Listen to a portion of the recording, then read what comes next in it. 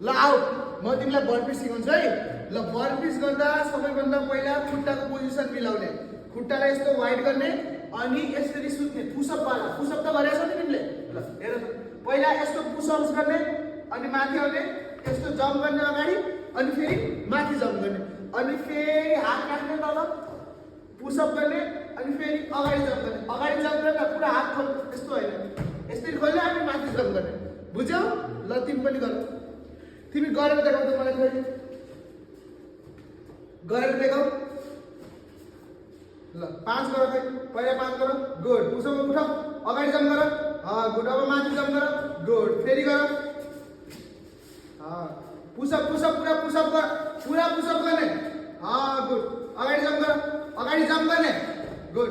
ल अब जाऊ पछाडि, अगाडि जम्प गर, अगाडि जम्प, अब माथि जम्प, गुड। अझ फेरि हात पुरा राख्ने हो, खालि आउला मात्र होइन, बुझ्यौ? जम्प गर अगाडि, अगाडि जम्प गर, गुड गुड। बुझ्यौ? यो एक्सर्साइज तिमी डेली गर्दा पनि भयो, अल्टरनेट डे गर्दा पनि भयो, यो पुरा फुल बडीमा आउँछ, यसले तिम्रो छिटो फ्याट लस गर्छ। बुझ्यौ?